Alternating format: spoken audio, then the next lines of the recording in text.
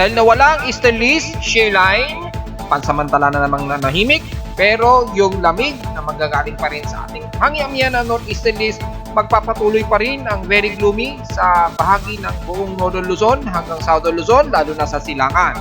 Pero ang bahagi ng Metro Manila at ilang bahagi ng Luzon ay maapektuhan nito na magdudulot ng very gloomy at expected ang mga drizzle light rain showers. Historical earthquake sa aking webpage, kumpleto na, operasyon na. Pwede nang mag-view maging sa mga nakaraang taon na mga nagdaang lindol sa bansa.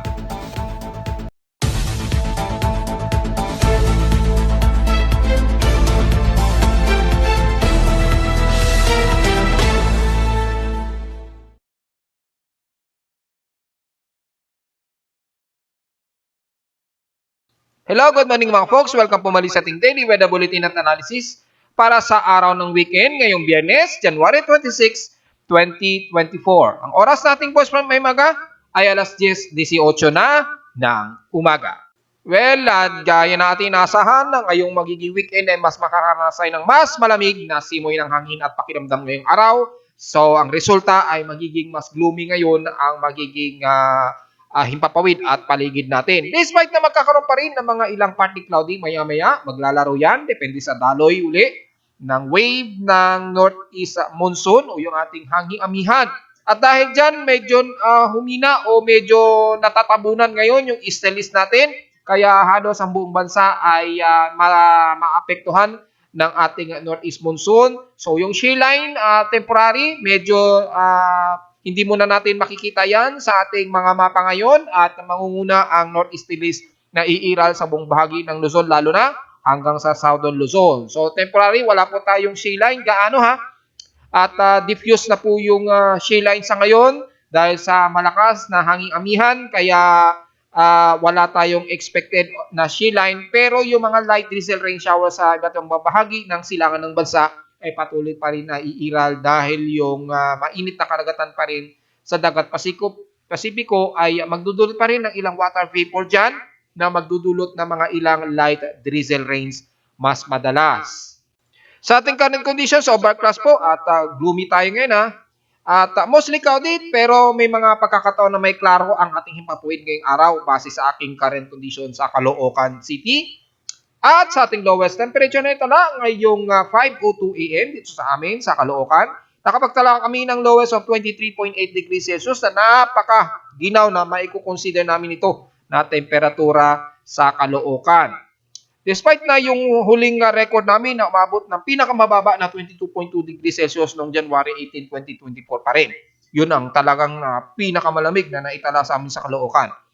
Sa highest temperature na naitala kahapon, nakapagtala kami ng tanghaling tapat ng 31 degrees Celsius na comfortable pa rin maituturing ito despite na pinaka-highest temperature sa amin sa Caloocan at 12:03 PM. Ibig sabihin lamang, wala tayong magiging komento na naman sa ating heat index dahil nasa 35.4 degrees Celsius lamang ang heat index sa amin kahapon. Pero kung sisilipin naman natin sa mga ilang data feeds mula sa mga weather stations si Pag-asa nationwide, of course, well, matik, wala rin po tayong magiging komento dahil wala ni isa na umabot sa pinaka-danger level na above 42 degrees o between 42 degrees Celsius pataas ang naging heat index sa buong bansa. Ayon yan sa mga weather stations ni Pag-asa nationwide kahapon ng January 25. So wala tayong magiging komento. Lahat comfortable po ang pakiramdam natin sa buong bansa.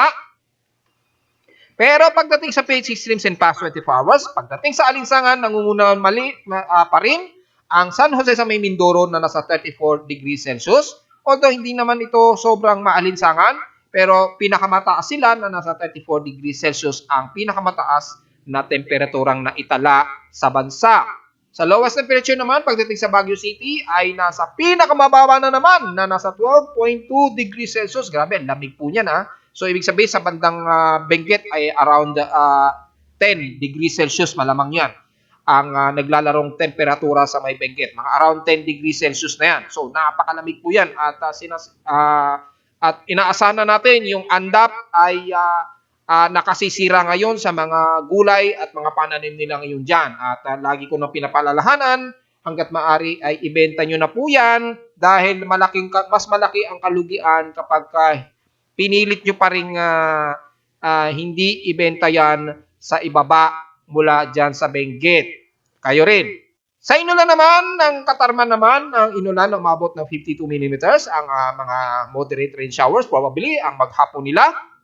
At sa amin sa Caloocan, since nung huling record ng pag-ulan sa amin, wala kaming naitalang huling pag-ulan sa amin nitong 1st of January. So, in 7 days, 0.9 mm lamang ang naitala sa amin sa Caloocan. So, all in all, ay sumatotal pa lamang na umabot sa 149 millimeters ang whole January average namin. So, wala po tayong masyadong maramihang ulan ngayong dito sa amin sa Caloocan.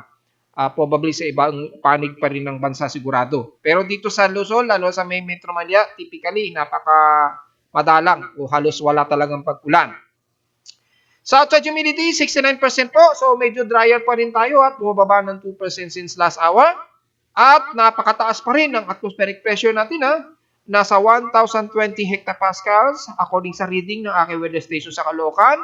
So, nanatiling at naungusan na po na naman yung pinakamataas na atmospheric pressure na 1,020 hectopascals. Umabot po ito ng 1,021 hectopascals. Ngayong 8:27 AM po ito bago ako mag-report. So, umabot pa siya ng 1,021 hectopascals na ipinakamataas na high pressure area sa Caloocan na naitala sa loob o sa nakaraang 5 years ago. Dahil kung magbabasehan natin ang average po ito. Base sa aking graph records, kung titingnan natin yung history, makikita po natin ang atmospheric pressure sa amin sa Caloocan in 5 years. Ang pinakamataas lamang sa loob ng 5 taon ay maximum hanggang 1,016.6 po o halos 1,017 hectopascals ang pinakamataas na atmospheric. Ito yung year 2020, month of January yan Pero naungusan pa po. Ayan yung average niya na sa amin ngayong 2024 ay highest average of 1,017.7 hectopascals o 1,018 hectopascals po kung ira-round off po ito. So, ibig sabihin lamang sa nakalipas na 5 taon, ngayong taon lamang na umabot kami sa ganitong napakataas na atmospheric pressure sa Caloocan. So, kung hindi average, atmospheric pressure, nasa 1,021 hectopascals po ang naitala. So, pinakamataas na po ito sa amin sa Caloocan since past 5 years. Ayan po, naitala na sa record high. Ibig sabihin, highest po na nai-record ng aking weather station.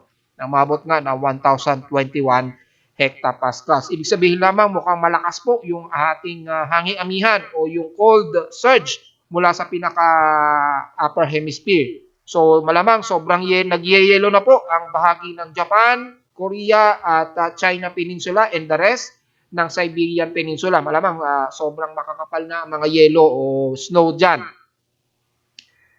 Despite na mataas ang ating barometric pressure, ay nanatili pa rin nasa cold days na mataas din po, naging cold degree days natin. Maabot na ng 233 from 2024 to date.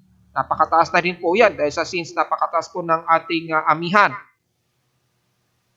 So sa ating high tide ay mukhang maghapon po mananatiling mababa ang ating karagatan sa pampang ng Manila Bay. So alam na po natin ang gagawin. Layo-layo po muna sa may bandang West Philippine Sea. Pero gaya na aking paalala, medyo delikado po pumalaot ngayon, lalo na sa silangan ng bansa dahil nanatili pa rin mataas at medyo malikot pa rin ang alon dyan at gale force winds.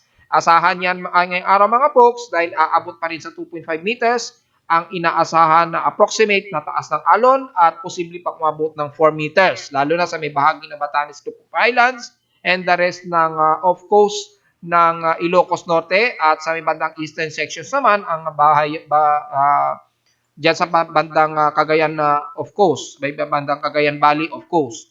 Medyo delikado pong pumalaot dyan mga folks. Wala tayong komento sa air quality. Maganda ang ating air quality concentration. Pero expected na mataas po ang pollutant concentration Dahil sa very gloomy tayo, mahihirapan pa rin mag-disperse yung naiipong polusyon natin lalo na sa mga syudad dahil sa sobrang kapal ng kaulapan natin at malakas yung amihan, hindi masyado nag-vaporize yung ating masamang hangin na gagaling sa mga pabrika, sasakyan at anumang nagdudulot ng polusyon. Expected po yan. So anytime pwedeng mag-moderate ang ating air quality ngayong araw. Sa ngayon medyo good tayo pero prepare na lamang po sa ating mga face mask kung sakaling pumangit na naman ang air concentration.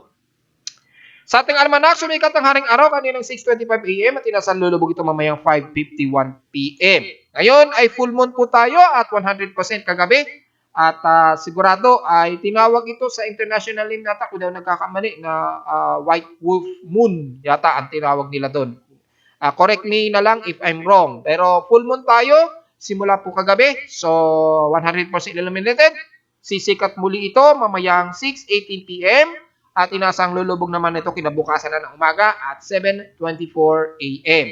At sa ating local weather outlook para ngayong weekend, magiging partly cloudy nga po ang ating maghapon.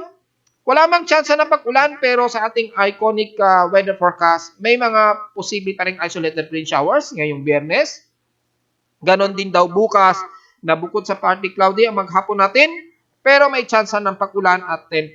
Mababa lang, pero posible pa rin mangyari at mga light to drizzle rain showers ang mas madalas na aasahan.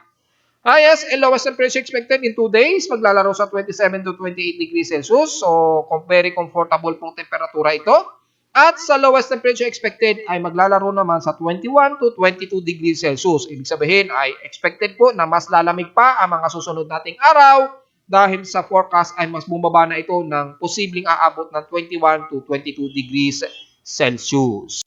Diretso agad tayo sa ating ginagamit na satellite imagery. Halos ang buong bansa magiging manipis lamang ang kaulapan at medyo very gloomy pa rin ang iiral at kung titingnan natin sa heavy rain potential. Yung umiiral pa rin na equatorial trough, naglalapit pa rin sa bahagi ng Southern Mindanao ha. Take note yan mga folks, sa mga taga Southern Mindanao, expected pa rin ang mga di inaasahang mga ilang moderate rain showers. Posible pa rin magkaroon ng mga tsansa ng mga heavy rain showers. Depende sa maiipong accumulation ng water vapor mula dito sa may bandang Palaw na nakakaranas sila ng mga ibang scattered heavy rain showers dyan. So, posible pa rin umabot yan sa bahagi ng Southern Mindanao. So, the rest ng Davao Region at Sorsogon din ay maghandaan pa rin at magdala ng pananggalang sa ulan despite na medyo humid pa rin sa inyo at maulap ang himpapawid. And the rest naman ng buong silangan ng Mindanao hanggang kasama na ang Northern Mindanao, magiging mas maulap po. Partly tumusnikaw di ang mas iiral dahil nga po sa trough nito ay hindi pa rin niya asahan. Hindi natin miaalis ang mga ilang kalat-kalat na mga pag-ulan na may ilang pagkidlat at pagkulog mula sa Surigao Region, the rest ng Caraga, and dyan sa bahagi ng sentro ng Malay-Balay, Bukidnon, and the rest nga po ng Sorsogon at dyan sa may bandang Lanao del Norte at Lanao del Sur na rin. Magiging partly tumusikaw di ang mostly na iiral. Magkaroon man ng pag-ulan, typically mga ilang light to moderate showers. So, just in case na ulanin pa rin kayo, lalo na ng mga taga-silangan dyan sa may Surigao, expected na posible pa yung abutan kayo ng more than 20 to 30 millimeters to 50 millimeters ang buhos ng ulan maghapon. And the rest naman ng Zamboanga Peninsula, despite na magiging maaraw at maalinsangan dyan, partly tumusikaw din ang iiral nitong maghapon mula dyan sa bandang Osamis, Dapitan, and the rest ng Zamboanga del Norte. At magiging maaraw din sa isla ng Basilan at Hulusulo. So, magdala ng pananggalang sa tinding sikat ng araw, pero expected sa hapon o sa gabi, magiging gloomy rin at may mga forecasted isolated rain showers. The rest naman ng Visayas, magiging katamtaman din, medyo fair weather din tayo, pero mga partly tumusikaw din rin ang mostly na iiral sa the rest ng kalurang bahagi ng Visayas, kasama na ang Central Visayas at Eastern Visayas. Mababa lang ang tsansa ng mga isolated rain showers pero typically mga light to moderate showers ang iilan lalo na sa bandang Metro Cebu at Bohol area. So just in case magdala lamang ng pananggalang sa ulan, umulan man ito, medyo papatsi-patsi lamang ang buhos. So take note na lamang yan mga folks. And the rest ng Eastern Visayas mula sa may bandang Samar region, mga ilang partly cloudy ang mas iiral pero hindi natin maiiwasan na medyo gloomy tayo dyan despite na humid o maalinsangan pa rin tayong makakaranas dyan. Dahil sa malawak po ang coverage ngayon ng ating northeast monsoon, mula sa Hilaga ay nagpapang-abot sa Southern Luzon at Eastern Visayas, kaya medyo maglalaro po ang mas maulap na himpapawiran natin dyan. Magkaroon man ng mga senaryo ng mga kalat-kalat na pag-ulan, typically mga ilang light, mas madalas ay light rain showers ang iiral sa buong bahagi ng Eastern Visayas. Kasama na ang bahagi ng Southern Luzon at Bicol Region, take note po yan, pero expected pa rin ang mga kalat-kalat na pag-ulan na may ilang pag-kidlat at pagkulog na tsansa, lalo na sa bahagi ng Bicol Region at Camarines Norte. And the rest ng Quezon Province, makakaranas din ng medyo gloomy na himpapawirin at mga ilang isolated light drizzle to moderate showers. And the rest naman ng Southern Luzon, mula dyan sa bahagi ng Romblon Islands at Marinduque, despite na maaraw, ay expected pa rin na magiging partly to mostly cloudy ang ating maghapon. Magkaroon man isolated rain showers, typically mga light rain showers po ang mas madalas. So take note yan mga folks. And the rest ng Mindoro, lalo na ay despite na drier po tayo dyan, lalo na sa kanluran ng Sablayan. And the rest ng Mimaropa ay magiging fair weather po tayo dyan ha. At maganda ang sikat ng araw. Despite na mga partly to mostly cloudy ang medyo iiral nitong maghapon, lalo na sa hapon po mga folks. Dahil sa accumulated pa rin ng ating northeasterlies at umaabot sa halos buong bansa ang epekto nito. At mula naman sa Quezon Province, sa silangan ng Luzon, papasok na yan ang Batangas Laguna area sa may Calabarzon. Hanggang Metro Manila na po yan ay mga partly cloudy at mostly of gloomy ang iiral sa atin at overcast ang ating maghapon mga folks. At the rest naman ng Bulacan, pataas na yan ng Central Luzon, magiging fair weather din po. At mas malamig po ang magiging simoy ng hangin dyan despite na maaraw at very gloomy rin at overcast. And the rest ng northern part ng Luzon, mula dyan sa bandang Cordillera region na po, at the rest na po ng Cagayan Valley, at pababa na yan, dyan sa may bandang Isabela at Kasiguran Aurora, ay despite na overcast at gloomy din, ay mas malamig din ang simoy ng hangin dyan despite na may mga pagsikat ng araw po ang inyong maghapon dyan. Pero mananatiling very dry at mataas pa rin ang dry spell sa buong kanluran ng Northern Luzon na aking binabanggit. Ay expected pa rin na nasa extreme na po ang dry spell ng area na Ilocos Norte hanggang naunyo niya po yan, damay ang Benguet, Baguio, Pangasinan at Zambales pa rin. Buong kanluran pa rin ng bansa dyan sa Luzon, lalo na ang Mindoro at ilang parte ng kanluran ng Visayas area, nakataas po ang dry spell dyan. At dyan sa isla ng Coron at nadadamay na ilang areas ng El Nido hanggang San Vicente sa Palawan. Take note pa rin yan dahil patuloy pa rin ang mataas na dry spell sa area na yan. So generally, 80% nating bansa, most of gloomy po tayo. Magkaroon man ng mga ilang light to moderate showers, ay mas madalas sa bahagi po ng Mindanao at magkakaroon ng ilang moderate at scattered heavy rain showers lalo na sa may bandang Davao Region at Sorsogon. Kaya ingat kung sakaling magkaroon kayo ng mga lakasang pag-ulan dyan, ay iwas po sa posibleng mga pagbaha pa rin. Samantala, negative pa rin tayo sa posibleng pamumuho ng sama ng panahon sa loob at labas ng bansa.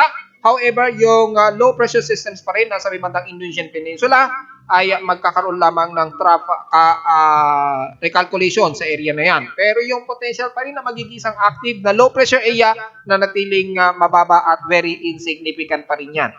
Typical yan dahil medyo mas mainit po ang temperatura dyan. Typically yung Coriolis effect development dyan sa may bandang equatorial expected na mapamumuho ng mga heavy trough na clouds na magdudulot po ng malakas ang pag-ulan sa may Indonesian Peninsula. Pero yung chance nga na may posibleng mabubuo na active low pressure area ay maaaring sa bandang Indonesian Peninsula lamang yan. Pero walang posibilidad na o very insignificant na may mabubuong active low pressure area o invest sa area na yan. Kung makikita natin yung circulation dahil lamang sa epekto ng Coriolis effect yan na kumikilos dito sa bahagi ng equator. Kaya yung trough o southeasterly trough na umaabot sa may bandang Southern Mindanao ay mas nakakaranas sila ng mga kalat-kalat na pag-ulan. Pero yung potential na bagyo ay malabo pa po mabubuo yan sa ngayon. Lalo na sobrang taas po ng atmospheric pressure natin at isobars sa halos buong bansa. Makikita naman ninyo nasa 1,014 hectopascals maging dyan sa bahagi ng Northern Mindanao ang inaabot. So malabo talaga na may mabuong active low pressure area na makakapasok sa teritoryo ng bansa. Samantala, sa ating alon, nabanggit ko na nga po since noong isang araw pa na natiling mataas po ang alon natin sa buong silangan ng bansa. maging sa northern part, northeast at northwest seaboards ng bansa na naglalaro sa 2.5 meters to 1.25 meters ang taas ng alon. Expected ang malala na gale force winds natin, lalo na sa silangan dahil sa malalang daloy ng ating northeast monsoon o yung hanging amihan. Kaya ingat po, kumari ay sa mga malilit nating bangkero ay medyo restrain po muna talaga. Wala po tayong magagawa kaysa naman mapahamak tayo sa lupit ng alon dyan na umaabot ng 2.5 meters. Sa mga computer models, wala tayong magiging komento. Mostly ay mga trough rain showers lamang ang umirad sa may bandang Southern Mindanao na magdudulot ng mga ilang kalat-kalat pa rin at tuloy-tuloy na mga trough rain showers dyan sa katimugang bahagi ng Mindanao, especially ng Davao Region at Sorsogon din pa rin hanggang sa unang linggo na yan ng February 2024. Makikita natin sa forecast yung extended yan, umaabot na ng unang linggo hanggang February 2, 2024 na po ang forecast ng ating computer models na ginagamit. So the rest, wala tayong magiging komento at totally talaga na zero ang may mabubuong bagyo sa Pilipinas. Yan ay unang forecast ko na po mga folks. So kompleto na po ang ating historical earthquake monitoring sa Pilipinas at kompleto na rin at kaya na rin po nating ma-view yung historical na earthquakes simula ng una itong i-publish ni PBOX sa kanilang site, sa kanilang system. So, kaya na rin nating ma-segregate yan at ma-filtered out mula year 2018, which is mula nang maging active ang webpage ni PBOX para sa sharing ng kanilang data at mula hanggang nitong last year 2023. So, makikita na yan yung historical earthquakes. Ang gagawin nyo lamang, just halimbawa kung gusto nyo malaman yung mga lindol noong year 2023, select nyo lang yung taon, then iselect nyo ang buong month. Halimbawa, i-download nyo yung January. Pag kinilik nyo yung load data, maglo-load po yung month of January ng 2023. At pwede pang ma-stack yan. Stackable po yan. Ibig sabihin, pwede kayong mag-download para sa February, March, April, all the way hanggang sa mapuno yan ng epicenters sa buong Pilipinas. Naka-filter yan from magnitude 2.0 onwards lamang. Yung magnitude 1.0, para sa akin kasi masyado na yung silent earthquake na masyado. So hindi ko na siya may tuturing as active na medyo delikadong lindol. Yung 1.0 kasi halos silent na lamang yan. So finilter ko siya from magnitude 2.0 pataas para mas reliable po at sigurado nating lindol ang nai-record at na-filter out natin. At na-monitor na kagad natin yung iba't ibang epicenters ng mga nakaraang taon. Yan, oh. So, pwede yan yung year 2018. Iwasan nyo lamang na ma-download yung, halimbawa, nag-download kayo ng for year 2023 tapos nag-download kayo ng for year 2020. Hindi po yan magiging balanse sa mapa. Dahil magkakaiba po yung taon. So, dapat kung ano yung month na dina-download ninyo, dapat iisa lang yung taon para hindi po magkaroon ng insignificant reading sa ating mapa. Well, just in case na gusto nyo ma-clear out yung ma-reset yung data, kiklik nyo lamang tong reset data, automatic ma-reset po yan. At pag binalikan nyo historical earthquakes, back to zero na naman yung laman ng mapa. So, pwede nyo i-review yan at least mas advance ang ating webpage na pwede nating ma-recall ang lahat ng mga lindol sa bansa at magkakaroon tayo ng comparison bawat taon. Importante kasi ito para yung hazard natin o yung hazard assessment natin regarding sa lindol ay mas nalalaman at nakukumpara natin yung mga nagdaang taon kung ano yung mga specified areas na mas prone sa lindol, especially sa ating Sunda Plate at Luzon Plate. Kung mapapansin ninyo, mas active po kasi yung lindol natin, lalo na dito sa may bandang Luzon Plate at bahagi ng Sunda Plate. Kung mapapansin nyo yung pattern, kung bubuuin nyo bawat taon, mas marami po ang nagkakaroon ng development of earthquakes sa may banda rito. Typically, dyan sa may silangan ng Mindanao, lalo na sa mga Surigao, bandang Surigao area, mas marami po madalas ang nililindol. And then yung chain ng mas marami ang mga epicenter na lindol, tumatawid yan dito, banda dyan, tumatawid na pa ganyan, punta sa may bandang Luzon Plate. So, makakita tayo ng pattern bawat taon kung ano yung mas prone sa mga lindol ng bawat area. at least nalalaman natin kapag nagkakaroon ng paggalaw ng ating mga subduction plates lalo na. Kung alin yung subduction plates ang mas magalaw kaysa sa mga iba't ibang bahagi ng parte ng bansa. So, pwede nyo mapag-aralan yan base sa ating yearly historical earthquakes. Mas ma-active na po siya at online na po yun sa webpage at least meron tayong actual data na mismong galing sa PBOX yung mga actual data ng mga lindol sa Pilipinas. At narito naman ating 3D weather forecast para sa araw ng Biyernes, January 26, 2022.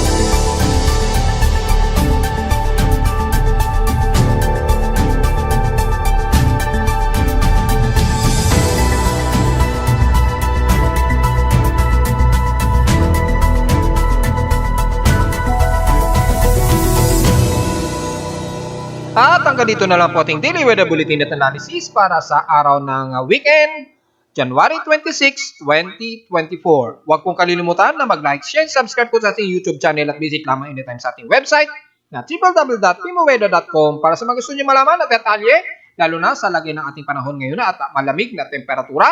At sa mga data feeds, lalo na sa taga-Caloocan, lalo na gusto malaman ng real-time weather feeds mula sa ating weather station at sa mga data feeds mula sa iba't ibang mga weather agencies para naman sa iba't ibang bahagi ng bansa. Maraming salamat po mga folks and happy weekend po sa ating lahat.